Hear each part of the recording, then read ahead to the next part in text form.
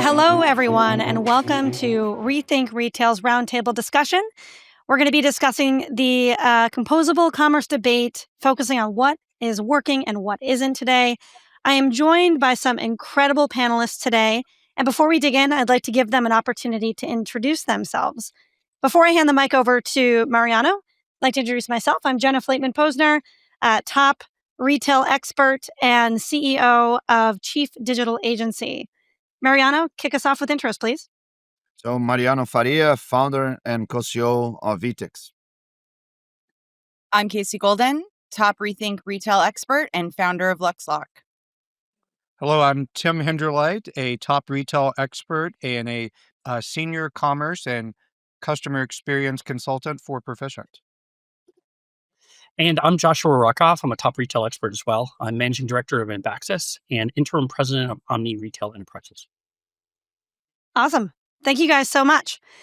So we're going to get deep today, but before we do, this elusive definition of composable commerce, I thought I would take a quick moment to just ground us in a definition, talk a little bit about what composability means for us, and what we've seen over the coming years and how it can set the stage for our discussion. So when we think about composable commerce, what we're really talking about is composability, referring to the ability to build and evolve a retailer's technology stack using interchangeable modular components, each responsible for a specific function, rather than relying on these single, heavy, expensive, monolithic platforms.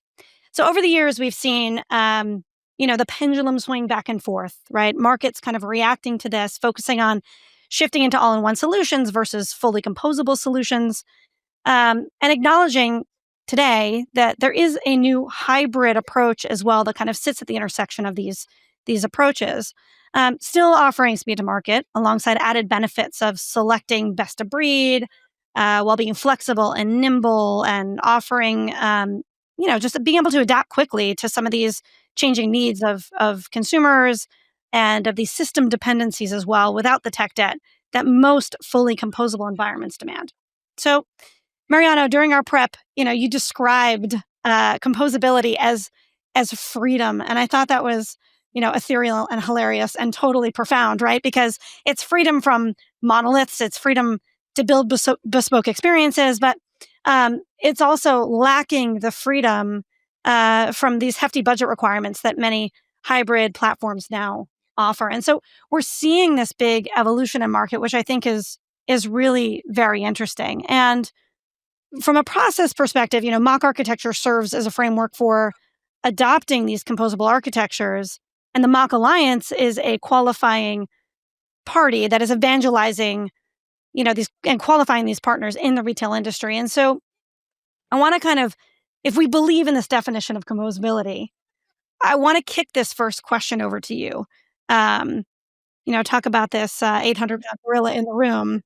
VTEX made a bold decision to leave the MACH Alliance.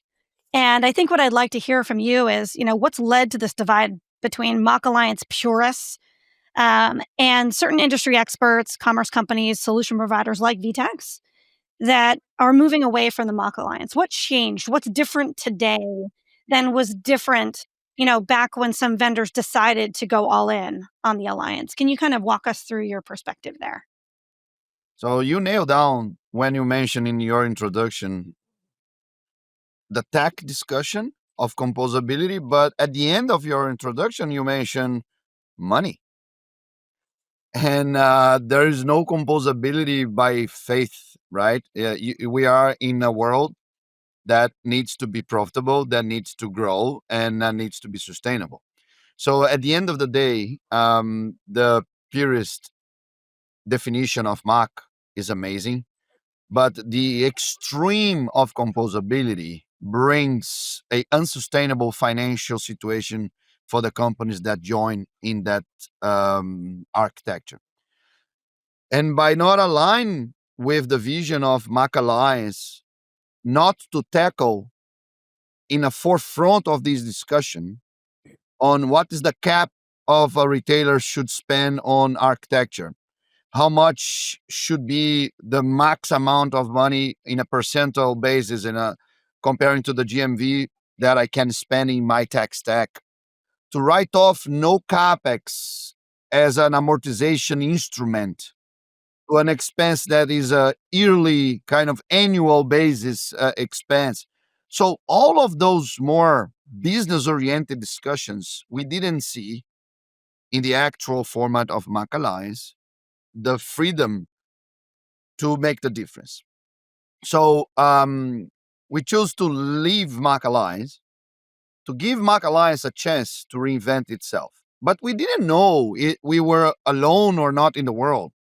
And then we made the manifesto, we made the post, and suddenly 348,000 impressions and comments and became viral.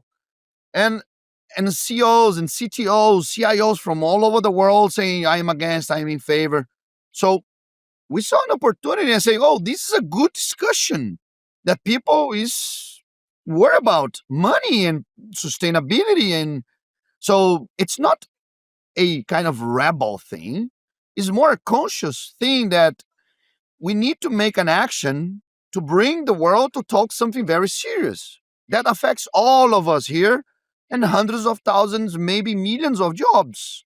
Because if we don't save money for the retailers and the manufacturers, the brand manufacturers, the retail in the United States might suffer a disaster. And this is us, experts from the industry, to call it out. So that was the reason behind us leaving. So I'm curious, as we look at this, right, we're talking about this investment, right? We're talking about the cost of doing business, right, through this lens of the MACH Alliance, and with any investment, we look for a return. So I guess, Casey, maybe you've got a perspective on this. What is in the pro column? What does a return on this kind of MACH architecture investment look like? And how have you experienced that through your career? So I come from it from a different standpoint. I've supported the MACH Alliance for the same reason I joined like the Metaverse Standards Forum and Open Metaverse Alliance, really because I do feel like commerce needs some common standards that, break down these silos and remove some friction so we can move forward faster. And that's really what I expected from the MACH Alliance is this ability to come together, to build together, to move faster and make it cheaper and easier to deploy on the brand side. But, it gets building with like this shared mindset rather than more of these like secretive walled gardens. But when like these solutions that are meant to remove friction start creating it, the cost, and it impedes the freedom to build. So, I mean, it was too strict as a startup to build with MACH principles. It was too strict for us. We're neither a monolithic solution or completely composable. We're kind of essentially like, we need to plug in and figure out how to run a business that supports, and we need to integrate with everything. But there is this difference over the last 20 years of working with brands and understanding these Frankenstacks, which I'm guilty of building. True confessions from Casey Golden. That it was really difficult to work with vendors and Casey, work together. Frankenstein is the first time I heard about it, and I love it. I will quote you. Yeah. I built a lot of Frankenstacks. And it was hard to get collaboration across vendors, and it was hard to get APIs with each other. So when I saw this, it was just like, oh, okay, this will help. And then it got to the point where I'm spending as a startup all this money trying to create these microservices to fit into what they have. And it made it so I got away from building the solution. I was spending all my time trying to build into these systems. So I kind of come from it from both sides. I believe that we need like a collaborative and cohesive integration strategy, but it needs to be flexible for retailers because a lot of these systems are inherited. The turnover has been high. Yeah, it's a really good point. And I think, what I heard from you, Casey, which I think is very interesting, is like the idea of the monolith, right? The idea of having kind of this pre-built integration concept does create efficiencies from a go-to-market standpoint. But I would even challenge in today's age, right? Today, literally today, not yesterday, not last year, but right now in the face of AI and this evolution that is kind of like a full-on, very positive and exciting assault on our digital environment. The need to be nimble and move fast, and meet our customers at the intersection of their needs and our digital capabilities is just, it's paramount right now. So what does that mean to this group, right? Like how does that need for change and agility, um, at the intersection of having stability and security, right? You still need this stability and security and scalability. What does that mean to us, right? Like, I mean, maybe from an SI perspective, Timm, like what's your perspective on this in support of clients, in support of implementations? What does this mean to your business? Yeah, I think you're exactly right. From my perspective, there's never going to be a one size fits all for every client. I'm glad we're talking about the hybrid and not the two ends of the spectrum, the completely composable or the completely monolithic suite solution. Throughout my career, I've sort of oscillated back and forth between consultancies, agencies, and software companies, as well as a successful startup company that I made an exit from back in 2011. But I think what we've seen is a couple different things on the SI side. We've seen some clients go down the path of complete composability, um, and then sort of return and say, this is really hard. It's really expensive, right? And I'm inexplicably tied to you or some other SI, because I don't have the internal resources to be able to support all this fully composable stack that I've built. And I think you made an interesting point at the outset of this, talking about some of the, I think both you and Mariano mentioned the CapEx expenditures. So I think that that's one consideration, but I think also is the flip side of that is the OpEx of being able to support the ongoing composability. So from my perspective and where we sit, as Casey was alluding to as well, trying to support different use cases and different perspectives around what should be composable and what should be just within a specific platform or system.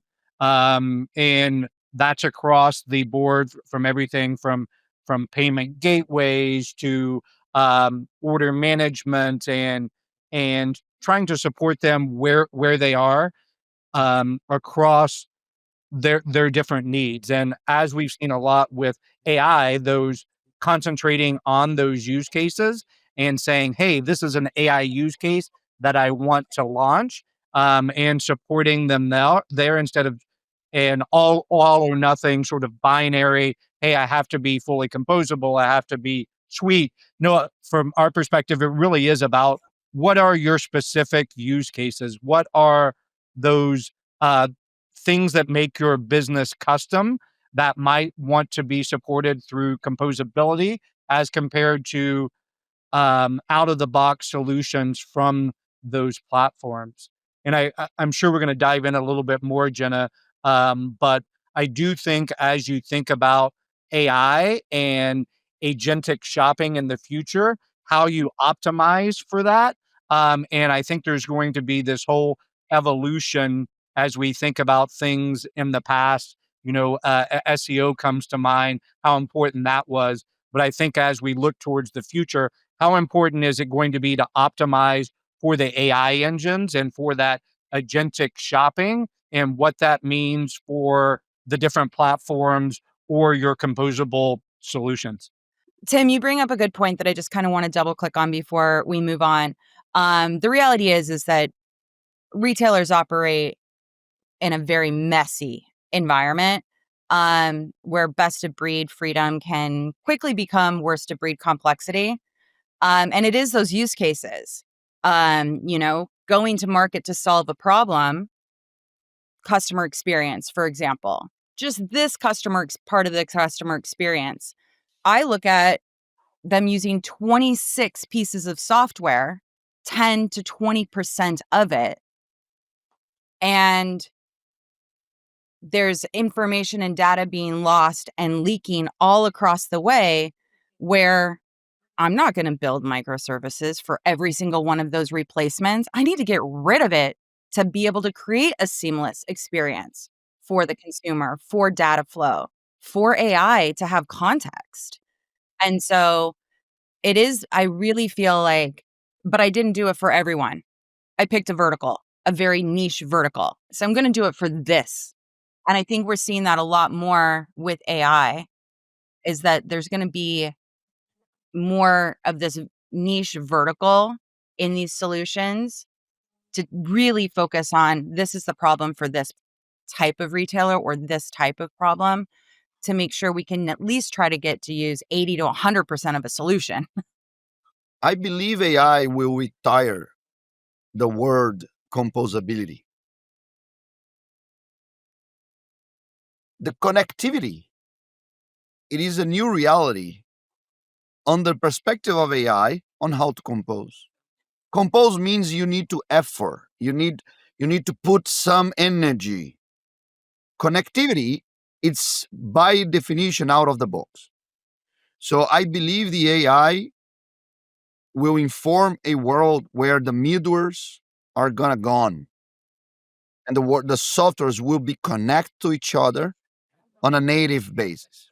So the composability, by definition, in an AI mature world, is gonna be a very antique approach.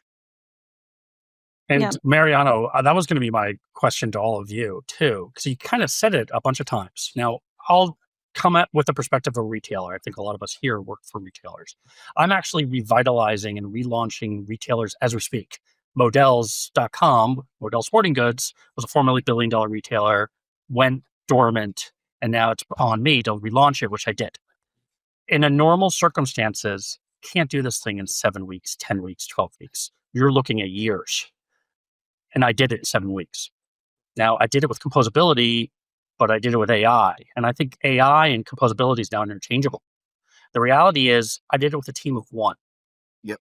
Not a team of 50, which is what most people, Yep. even in 2010, 2015, you would expect a large team. I did it myself. Yeah. And we did it based on the ability for these systems to essentially just talk to each other and to engage with each other. Yeah, fully agree, Josh. It's gonna completely transform the time to market. We did VTEX Day, and we had a stage for 10,000 people, and we did it live. We migrate an entire front end of a production web store, Nike.com. That's not in VTEX. We migrate in 7 minutes and a half entirely to VTEX live in the stage. And people said, no, this is a video. And then we all to the audience say, tell me another store. And then we put a second store, and the second store were migrated in 9 minutes.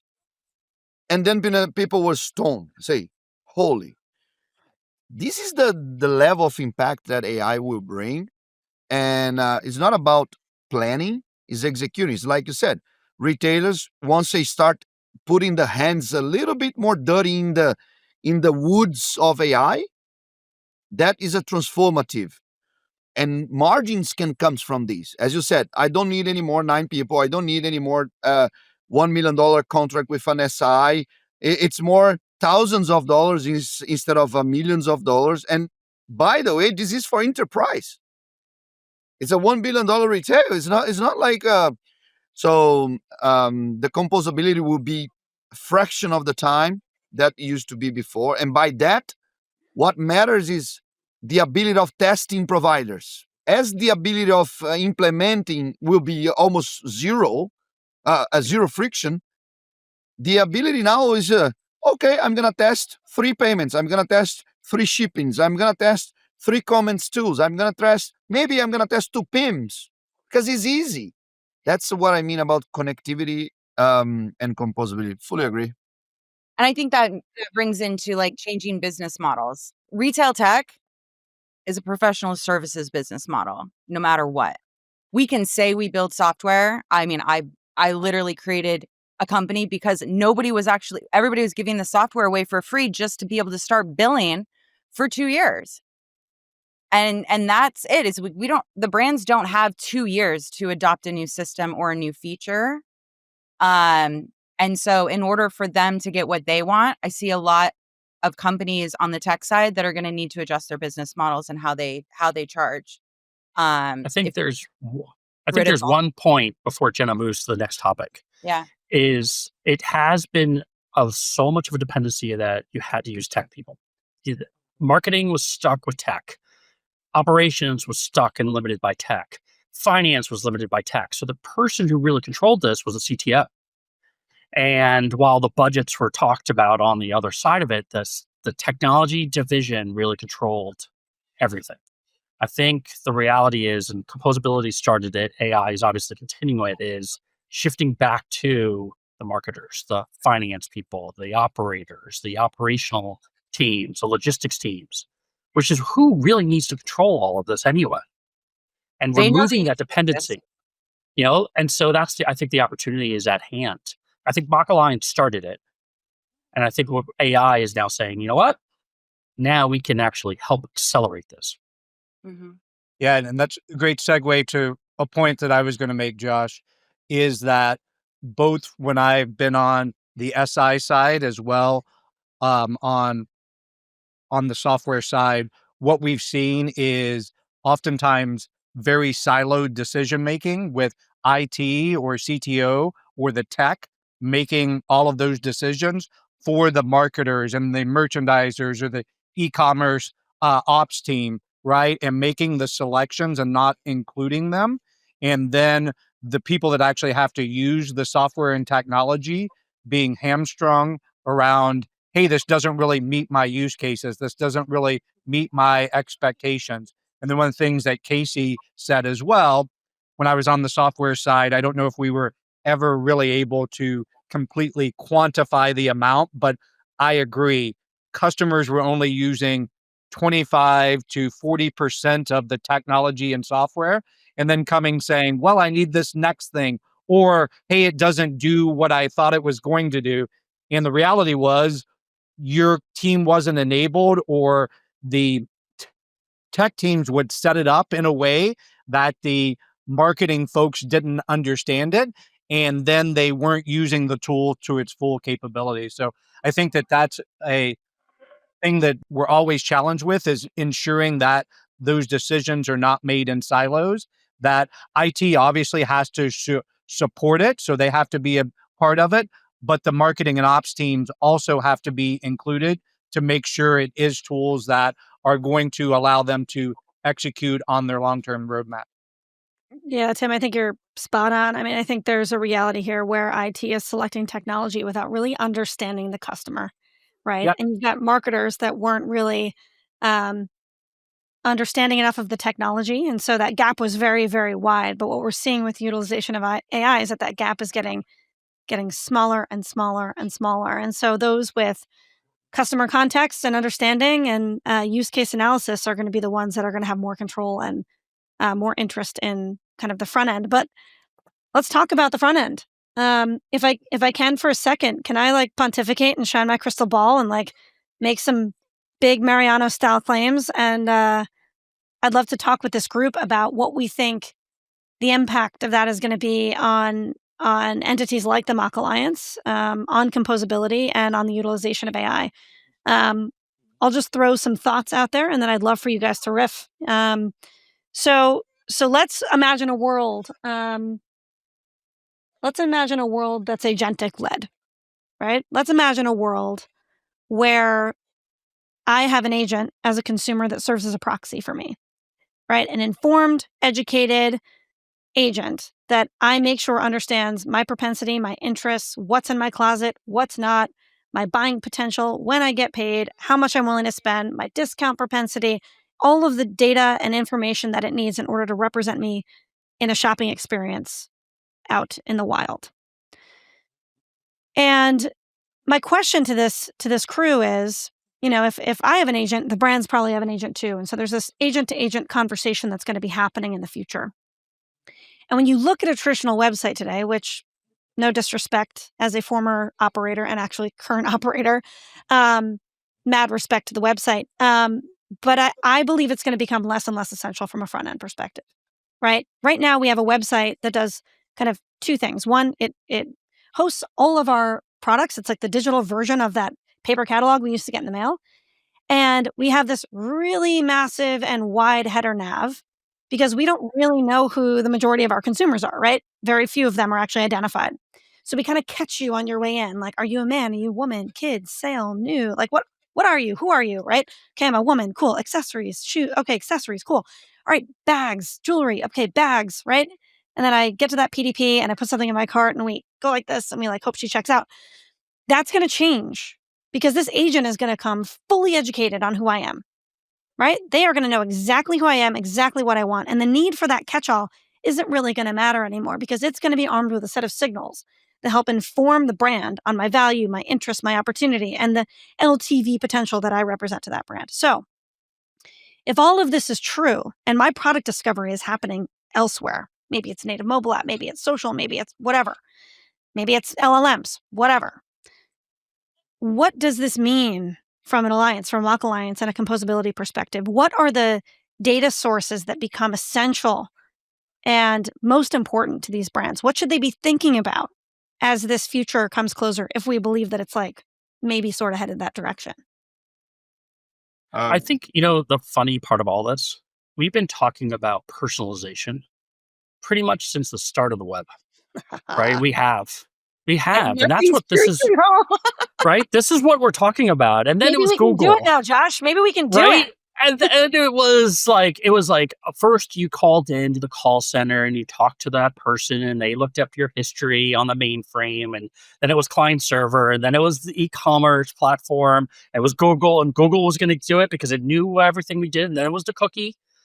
I think the MACH Alliance is following the same trend that we've all been talking about, right? And that's part of that's the opportunity, but it's also the problem, right? Is we have these overly broad and grandiose visions of now it's finally here. We can personalize it all. You can get what you want. You know what? I'll believe it when I see it. Like, I've been chasing personalization for my entire career. And while I'd love to say that it is here, I'll believe it when I see it, right? And it's not to dismiss anything that's gotten us to this point. It's mostly just we've been talking about it for so long. But I agree that my hope is that AI, is building upon what composability did, which was just making the data and the ability to personalize that experience much easier than going into a call center and data mining out of a mainframe. But that being said, we're only in the infancy stage of AI. We're also, I would say, probably maybe kindergarten of composability. And so I think that's where, I'd be curious about all of the rest of you, how you're really feeling about this. Because at the end of the day, I use ChatGPT, but then I jump to Perplexity, and maybe I jump to Claude, then I jump to Gemini, and so the data is all over the place still. It's all disparate. And my ultimate question here is, when does it come time to stitch it all together? Yeah. I've been pro deplatforming for years. I think even the idea of a brand.com is self-serving. It is not for the customer. So much of it, of the traditional e-commerce strategy, is predatory. And I think a lot of it is wow, you really hate your customers, don't you? Stop. And I mean, some of it's terrible. 6 emails a day? Come on. Fair. This is not a customer-centric environment. They're not customer-centric click funnels or user experience. What you just explained, Jenna, is 100% customer-centric. Mm-hmm. And it is about the customer. And it is no longer about the brand. It is about the brand having to go ahead and say, I'm going to tee it up to serve you. And I think that there's going to have to be a mindset change at the brands first, that it's not about them anymore. Well, I think at the customer level too, right? At the customer level too. And I think where this kind of vision comes from is the adoption of AI has just been like so much, so fast, right? My mom is using it. Like if my mom's using it, it's here, right? It's staying. My mom just called me and she's like, 11:30 at night, I just used ChatGPT for the first time. And I'm like, oh my gosh, what'd you use it for? I'm like, okay, we might be in trouble. But I think, e-commerce was a channel and it became the entire topic of conversation of business strategy, and it still wasn't doing 50% of sales. I think the future isn't just browserless, but I think it's contextual. And there's going to be those AI agents shopping, and they're going to need to be able to go and gather properly and know you really well. But I also think we also have to design for shopping, not just buying. These are going to be buying agents. And I'll push back on anybody that says that they're shopping agents. I like shopping. 80% of the things I buy, I like it. I want to browse. There are people that browse for 3 hours as a freaking hobby. So yeah, I'm one of those, by the way. I really like doing that. I think that's fun. We're forgetting about window shopping. And so there is going to have to be some type of discovery other than just buying. I don't know. When you go onto a website, you're expected to know what you want. Oh, I want to go to women's, and then I want to go to dresses, and then I want to go to X. And it's just like, that's not how we shop when we walk into a store. We just walk around until we feel inspired. Is ChatGPT or these agents going to help inspire me to make me make larger purchases or more important purchases? Or is it just going to help me buy things that I need that it's a functional? So Amazon is very effective because it gets you to buy more and more often, right? It allows you to put a toilet bowl as much as you could put, deodorant as well as other things in there. The question I have about all this, was you bringing up this point, is are brands going to allow for them not to control the walls of their store anymore? Are they going to be okay with you just buying a Dr. Squatch, bar soap or deodorant along with a pair of sneakers from Nike, but not controlling the cart? Right? All of it's going to handle inside of ChatGPT or whatever platform you use. You're not going to buy it there. So much of the whole ecosystem of e-commerce is controlling the checkout, right? That's where they make the bulk of their money. Shopify did it as a platform. VTEX is doing it as a platform around the idea of controlling that transaction. Now, how much of this is going to be no longer controlling that transaction, right? ChatGPT controls the transaction. So many people were worried about Facebook launching Facebook Shop and them controlling the transaction. TikTok Shop, the same way. Facebook just announced, nope, you're going back to whatever store you came from and you're doing the transaction there. We don't want it. And that's the big question here is, are we as brands, as retailers, as advisors, as consultants, as software platforms going to be accepting that, you know what, ChatGPT now runs it. They're going to choose whatever bank merchant they're going to want, not the brand, not the platform, not, not a retailer. I'm on the stand that agentic and AI is going to control the cart because that is a key part of the customer experience. And I'm very much we don't need any more affiliate links. I'm so over this But these agents they're going to be affiliates. The agents will be affiliates. That's exactly what they're going to be. But it's one user experience. It's not opening up a gazillion windows to 5 brands for the assortment that AI just gave you. I don't want to go to 5 websites to check out. I want the agent to do it.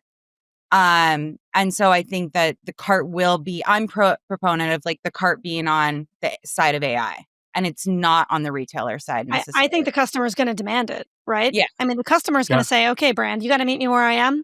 I'm an agent now. You got to come meet the agent. Let me bring a possibility. The world we lived in the last 30, 40 years, the post-war world is oriented as a selling perspective. Everything is from the product to the consumer. What if,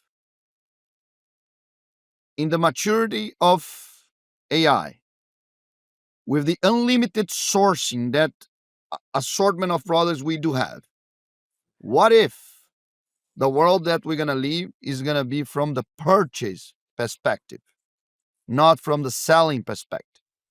What if brands that will emerge do not represent products trying to find customers? What if brands will emerge representing a tribal of customers and will act in their behalf to find for them the products? Mm-hmm. Yeah. And for that is a book that I'm writing called The Concierge Economy. I love it. Because the way we're going to access information will change the way we consume products. And society, with all the bumps, is actually having the consumers have more money than time. Mm-hmm. So the way to buy time is to use a layer of digital labors or human labors that will act as a purchase layer in your behalf. That's what I'm guiding my clients. The conversational layer will take over. There's nothing as efficient as an unstructured conversation. It's incredible because it's against all the CTOs high data kind of structure thing. It's not in this world that the new companies will be forged. It's unstructured data. Remember, if I present to all of you a business plan that says, I'm going to build an app that you're going to declare what you want, I might find or not with people that I don't know and you don't know also. And by the way, from the 10 items that you ask, I might have 7, and they might reach to you in a good quality because I am not the one providing, and that's going to be a killer. That's the Instacart business plan. But in theory, nothing works.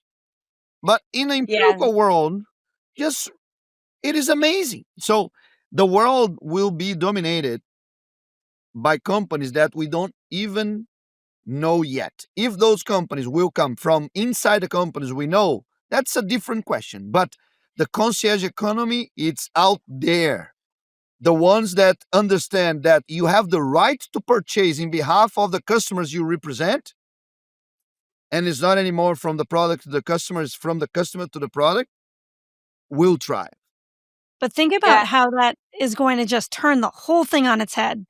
It is going to think about teams. Think about it. You don't have a marketing team. You have a purchase team. It's, of course, everything is upside down. So in luxury, this is like normal, right? This is luxury. This is retail for 100 years. You have a team. You have a stylist. You have taste. They go out. They buy stuff. They swipe your card. They ship it to you. Like luxury's already been doing this to that level. But you still have a customer that's brand loyal, and you're not going to have that here. Well, you're not going to have that. And that's the key thing. You can't switch and buy anything other than a Dolce & Gabbana dress, period. I'm brand loyal. I'm a brand poor. Well, there's heritage brands. We should definitely talk about that in a separate conversation. I love the brands. I will starve myself to buy a brand. I want to shop with the brand. I want to build a relationship with the brand. That's like 10. You've got 10. Think about all of the other brands that are going to get lost. Think about the possibility. Think about the possibility. I think is the key point is that the AI buying agents, one thing that these agents are going to have, and I think this is where the biggest opportunity is for the brands, is that AI has no taste. They don't understand a living lifestyle. And I disagree. I don't know. I don't know if that's true.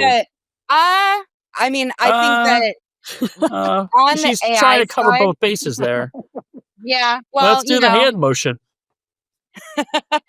Right. And I do think that I got the hand motion down. It's not going to get better. Casey, one question. One question to you on this, because this is a good testimonial of the changing we are living. A question for you. I did have this discussion with my wife last week. Are you Yeah. loyal to the brand, or are you loyal to what the brand informs you? So No, I'm loyal to the brand. Yeah, yeah. I associate with the identity of the brand. yeah, but if someone that you really trust tells you, Casey, try this new thing because it is the new Dolce. And because the new Dolce informs a better thing than Dolce, you want to be modern. You are right. In the Lux, I want both. I'm not going to choose. I'm not going to abandon a brand I love for a brand that's new. I'm going to buy them both. perfect. So you're going to trust in the curator. But I have that's trust in so, the and curator. that's Yes, 100%. the curator. so. If it's the not concierge managed, commerce. The correct. curator I is the believe key. concierge commerce, Yeah. 100%. But I think the problem here is understanding how these AI agents are going to be monetized, and it's going to be monetized not Yeah. in the customer's benefit necessarily. Yeah. On the concierge, just to be a very It could precise be. point, I just don't see that Yeah. happening right now. I am not putting on the concierge anything related to AI. Interesting, right? Yeah. For the customers that I am serving, I am putting human labor as a concierge. AI, Mhm. it's maybe in 5 years' time that is already commoditized, and they're going to reduce the cost of serving. But Yeah. the curation, it's going to be right now, not by AI. But if we transform, instead of trying to find products, to find customers, and you say, look, I represent you, what do you want to buy more? And then I find the products made by humans. Then we automate and generate more profit with digital labors. But at the end of the day, Yeah. the concierge, the transformation, it is on the perspective of who choose and who curate for you. And I think that goes to first mover advantage. So look at the history of the first mover advantages. So Glossier did Facebook, right? Glossier, boom, they embraced Facebook, went all in, figured it out, blew up. Number of brands follow that footstep. Some of them did well, some of them didn't, right? And I think that's the same thing with the concierge concept on ChatGPT and others. It's garbage in, garbage out, unless you know how to leverage it. And if you have first mover advantage, you're going to blow up. But a lot of brands don't know how to do it. Now, there's going to be curators just like us, right? All of us here, and there are obviously others who know how to build a brand, but also expose ourselves in the technology like ChatGPT and others. There's, and platforms are going to grab it and say, look, if you want to be in, we've got the special sauce to get there. The question is, right, is the moving thing. Dolce & Gabbana can afford to embrace that. But the Dolce & Gabbana of the new times, they're just starting out. They may only have a couple $100,000 or $1 million or $2 million for their overall business. The big question I ask for them is, how are they going to get out there? If they're fighting uphill, they're already doing it. Or the way you described it, Casey, was a good one. I love the brand, but I'll also buy the Dolce & Gabbana too, as much as I'll buy Dolce & Gabbana. Question is, will ChatGPT block them? Exactly. So And much, that's where I think the will they buying, limit it? the side of the buying agent on personality, understand these are not, we don't make every product in retail is not a rational purchase. So much of it is irrational. And I think that understanding the privacy that we're going to have, the brands are going to have maybe less consumer data, because Mhm. your buying agent is going to have essentially be its own CDP and have so much information about you and your lifestyle and your buying habits and your access to your calendar, and so much data is going to be on the consumer side. How much of that gets to the brand? And so is this integrating with CRM systems? Is this going to be, how are they going to do merchandise planning? Is this going to be a data analytics, new business for merch planning, because the brands are not getting that customer information at the level that they were? So I think that there's like two sides of it. I'll leave with Mariano. You said, time is money. And I'll say, a line that I like from Joe Pine is, I'm about designing time well spent. I don't want you get you in and get you out. I want to spend 20 minutes with you. I want you to vent. Tell me what's going on. Who else is at this party? What are they wearing? Let's like up them. You know, like you had a bad day. I want to make you feel good. That's shopping to me. And I don't feel that like ChatGPT is not, it's getting the work done and getting me to where I need to go. But it's not something like that I'm going to run to. I don't want to delete shopping. Some things I might, but some things I just don't want to delete it. So I think that there's still going to be two coins to this. But I think the buying agents are going to have more power than the brands. And I hate to get existential for a second, but as we start to think about AI and to where I agree with Casey at is AI is going to lead to new product discovery. It is going to purchase things for us. It is going to understand us. And are we going to just allow it to do some of these mundane tasks for us? Or is it going to replace everything that we're doing, right? I'm still the type of guy that likes to pick out my own avocados at the grocery store, right? I like to bump into my neighbors at the grocery store, right? Now, are there some time that I don't have time to do that I place online orders or that I'd be willing to let AI do that for me? Sure. But I do think that we are still human creatures. And I think the bigger AI existential question everyone asking is, where is that boundary? What are the things we're going to allow AI to do for us? But where do we still, because I think if we lose the fabric of humanity and some of those social interactions, then what's left to be humanistic about us? And so I think that there is a balance there where, yes, sometimes we want to do that own product discovery ourselves. We want to browse websites. We want to watch the reels and understand new brands, or we actually want to go to the store, right? Again, whenever I'm in New York City or Chicago or Miami, yes, I want to go out and have a cocktail and go to lunch and shop and touch and feel the fabrics, right? Could AI do a lot of that stuff for me? Sure, right? But there's part of that social interaction that I still think is being determined as we start to embrace more AI tools. Yeah, I'd like to see AI democratize access so brands can get the right product in front of the right people. You know, I've worked with a lot of young designers, you know, on the premium side, and it cost about, you know, $60,000 a month in ad spend to get a decent like ROAS. They can't play for years to really grow their business as like a younger brand or a new brand, because the amount of ad dollars required to get somebody to your brand.com is so expensive to compete, especially just in like women's apparel. The CPG or the CPM is just it's so expensive how much traffic you need to drive to get a 2% conversion rate. Like Right. these are not goals to really be chasing.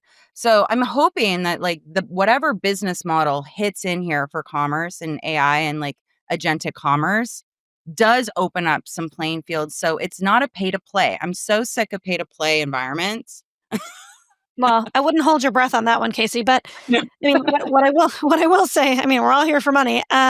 What I will say is, you know, one thing I think we can all agree on is that it is and will continue to be an evolution, and it's happening incredibly quickly. And I'm just sitting back eating popcorn.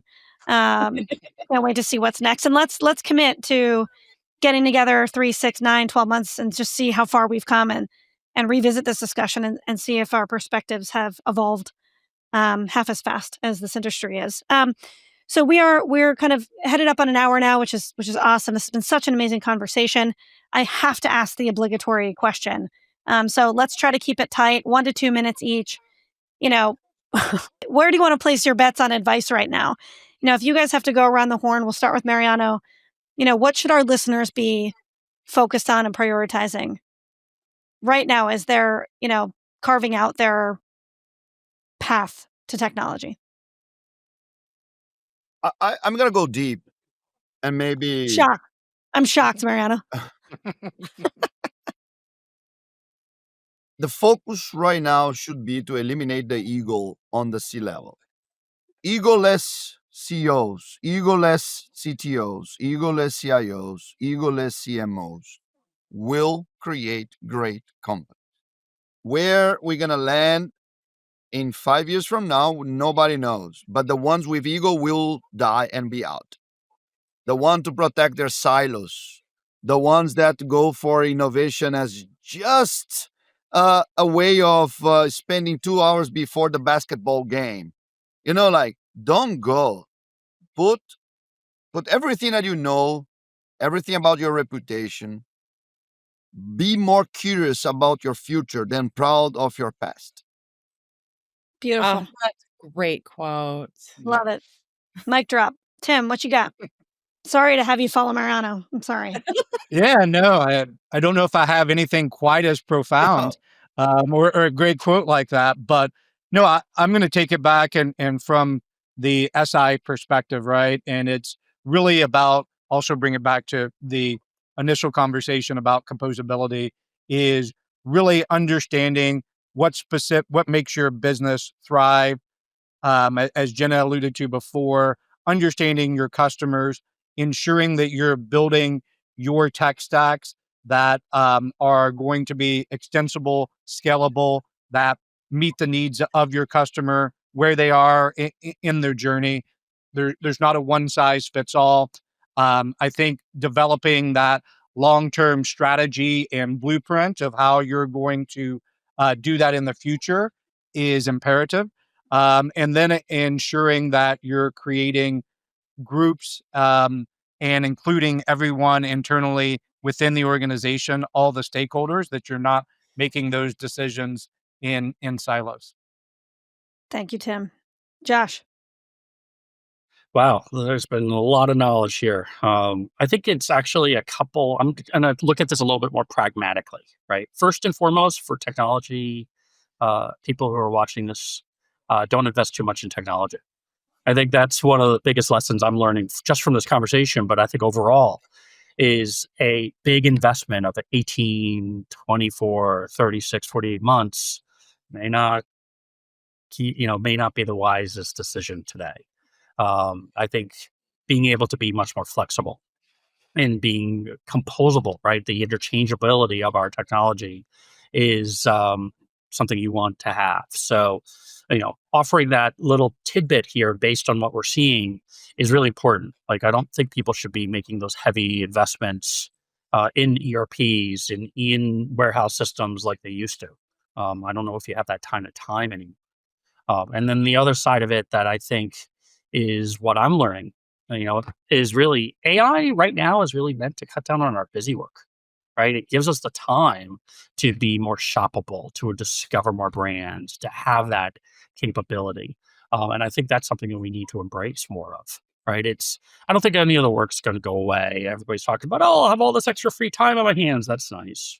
It's a good talking point. It's not real. But I think it's, the reality is, I think a lot of us is looking at this like, is this is this the panacea we've been looking for? It's not, but it does cut down on the amount of time we need to take to do our jobs to a degree. And it allows us to then use our minds more to really figure out how to grow our businesses. Awesome. Casey, take us home. My advice is brands and retailers need to focus ruthlessly on infrastructure and vision. Partner like your survival depends on it. Choose who you're going to partner with and build together, because it's going to be moving faster than any brand can keep up with. Great advice. Awesome. Well, Mariano, Timm, Josh, Casey, this was super fun. I thoroughly enjoyed it. I'm sure we could go for another hour, but sadly we'll have to cut it. We'll have to cut it short. Thanks for your time, and thanks all the listeners for joining us.